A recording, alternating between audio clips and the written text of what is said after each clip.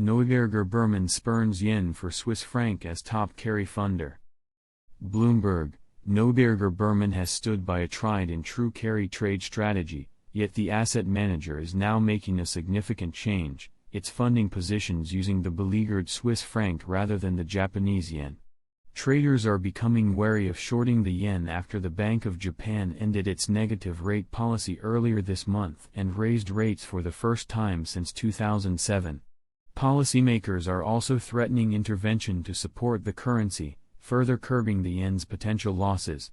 With the negative rates that have been a staple in Japan, the yen has long been a funder of carry trades, where low-yielding currencies are borrowed to buy securities denominated in higher-yielding ones.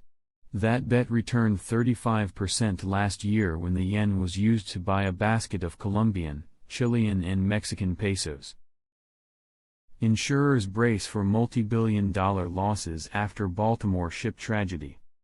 London, Baltimore's Francis Scott Key Bridge collapse could cost insurers several billions of dollars in claims, sources say, but it is too early to calculate the likely full financial losses of the tragedy that has shuttered one of the busiest ports in the United States.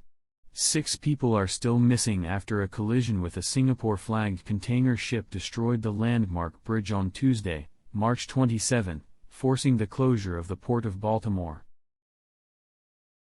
Why the U.S. could be on the cusp of a productivity boom. Over the last 15 years, weak capital investment in rich countries has held back productivity growth. But that may be about to change. Why it matters: the pathway to higher incomes and standards of living rests on economies finding ways to deploy their labor forces more productively. The dearth of productivity growth over the last couple of decades has held back incomes in the U.S. and other rich countries, according to a report out Wednesday from the McKinsey Global Institute, the research arm of the global consultancy. New Zealand business confidence falls as indicators show weakening activity, survey shows.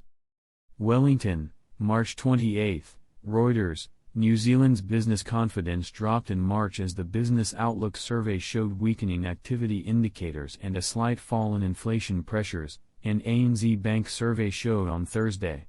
The survey's headline measure showed a net 22.9% of respondents expected the economy to improve over the year ahead, versus a 34.7% optimism level in the previous poll in February. A net 22.5% of respondents expected their own businesses to grow in the next 12 months, versus 29.5% last month. ANZ said in a note that the economy is broadly following the path laid out for it by the Reserve Bank. The good news is making solid progress, it added. It's certainly too soon to declare victory. But eyes on the prize, we're getting there. Retail trade, Australia. Monthly and quarterly estimates of turnover and volumes for retail businesses, including store and online sales.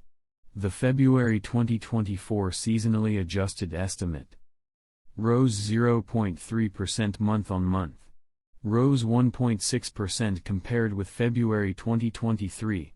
An additional release on April 5, 2024 will see the inclusion of more detailed results for the February 2024 reference period. Additional time series spreadsheets will be published, including state-by-industry results, state-by-industry subgroup results, previously published December quarter 2023 turnover volumes, and online sales. Thank you.